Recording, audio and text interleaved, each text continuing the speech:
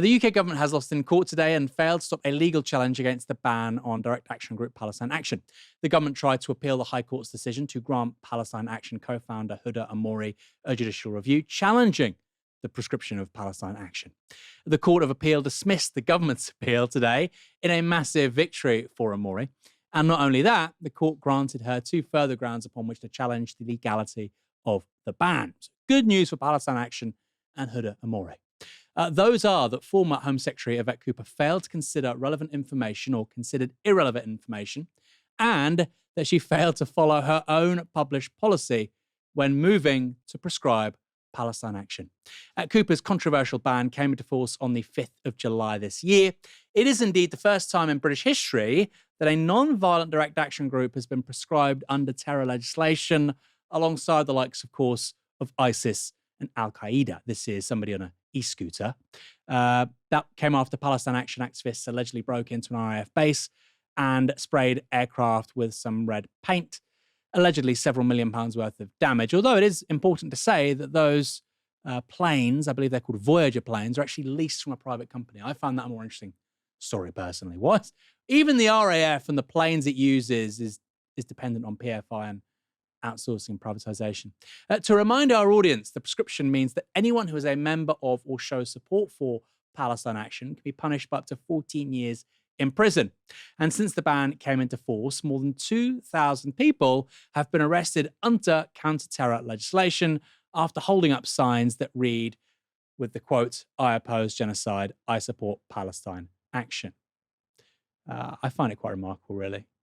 These arrests have involved many elderly people, including an Anglican priest in her 80s and disabled people. By the way, if you have a sign just saying, "I support Palestine, comma, action, now," you're fine.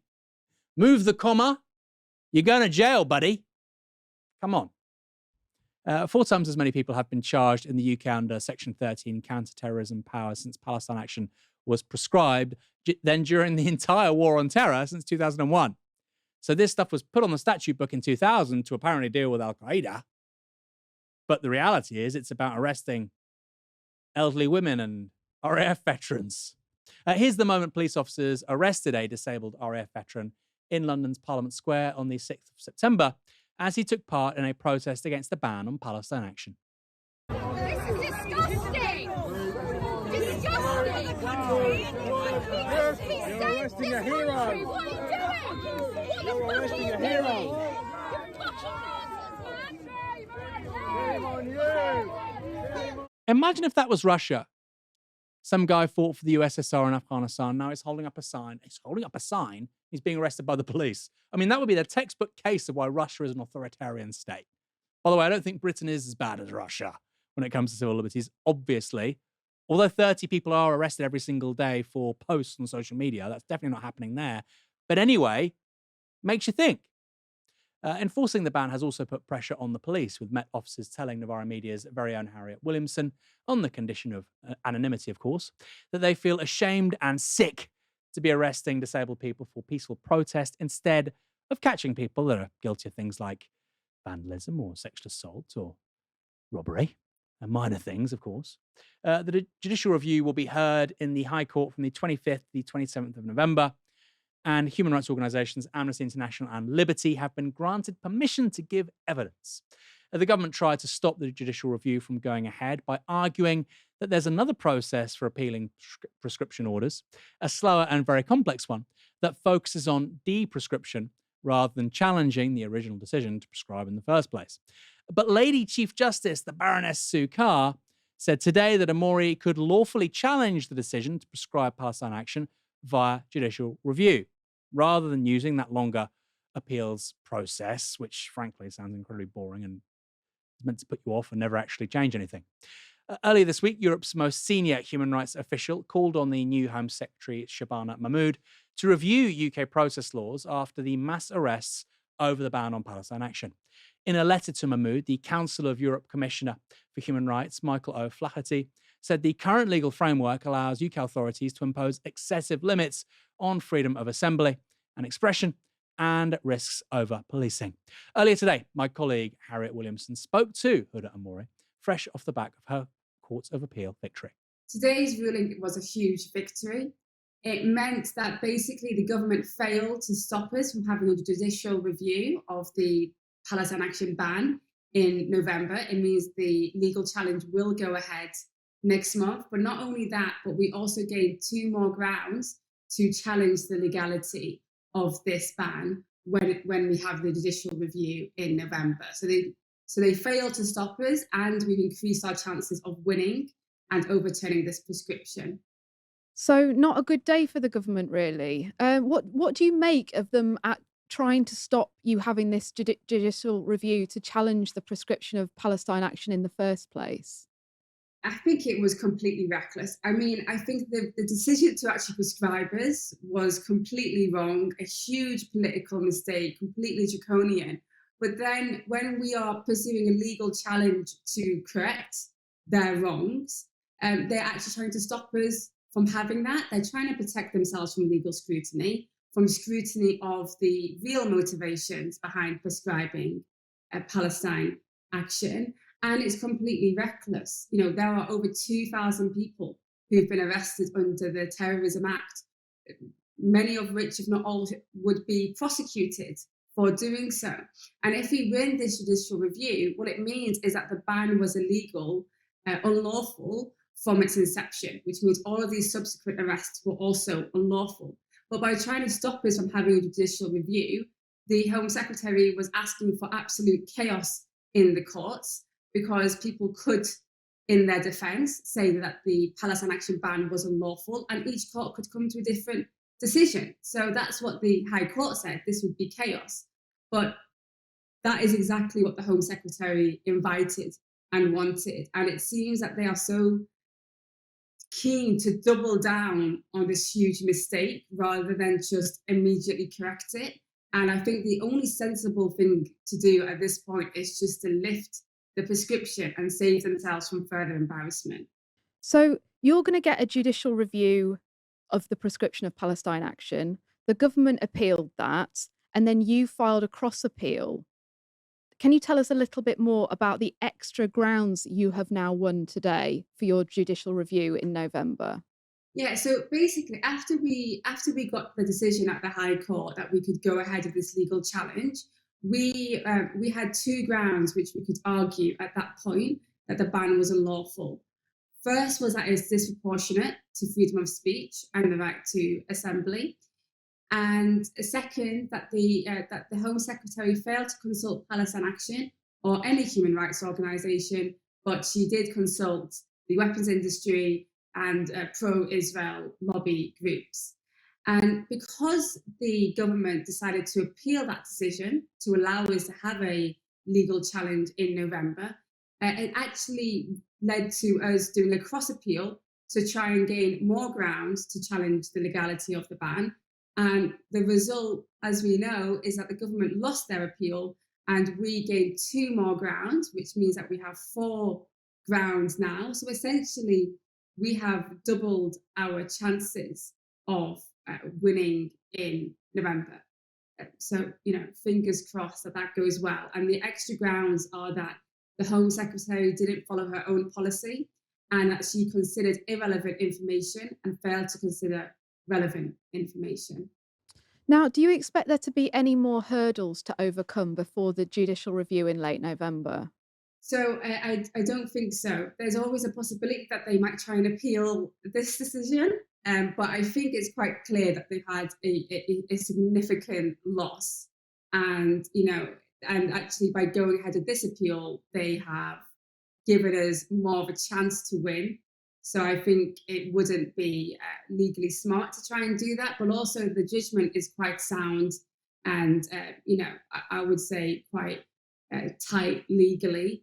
And so it would be very difficult, if not impossible, for them to take this appeal any further. Now, I don't expect you to run our audience through your entire legal outline, but is there anything you can tell viewers about what you expect to happen during the judicial review? Yeah, so it's 3 days long.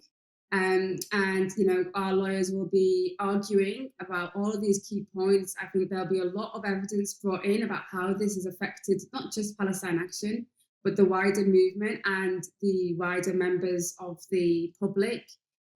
People getting arrested for holding up magazines for waving a Palestine flag, people being threatened with disciplinary procedures for signing an open letter saying they oppose the prescription.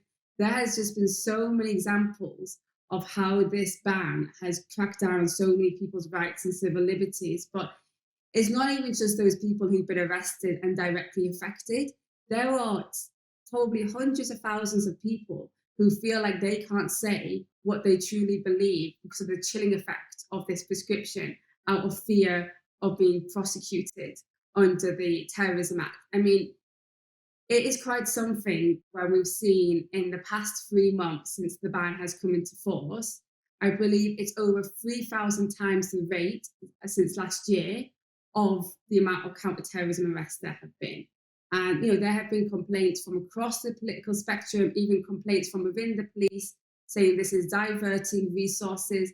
It's just ridiculous. And it's completely undermining how people see the counterterrorism police, the Terrorism Act, because it's not being used, this act is not being used to protect the public. It's being used to silence them. So I think a lot of political points are going to be made. A lot of arguments about how Palestine Action was actually acting to save lives in Palestine, far from what people would consider a terrorist group. And so it will be, it'll be interesting to see how it plays out. But I think the result today has given everyone a huge boost in the right direction. Huda, thank you so much for joining us today. And just to remind all our viewers and listeners that expressing support for a prescribed organisation, which Palestine Action currently is under UK terror law, is a criminal offence and punishable by up to 14 years in prison. And that was Huda Amori speaking to Novara's Harriet Williamson earlier today. Helena, quickly, what's your take on all of this? Good news? I mean, almost certainly good news that we are at least seeing enough of the process play out despite the government wanting to block it. That's what's important here, is that regardless of what you think about the ban, it shouldn't be a unilateral just decision by MPs just to declare people openly enemies of the state, essentially, and be able to hand it down from on high without proper scrutiny of that process, right? Which will require things like judicial review to understand the reality and go through all the documentation to ensure that the government is doing things in the proper way. Again, regardless of where you side on this particular issue.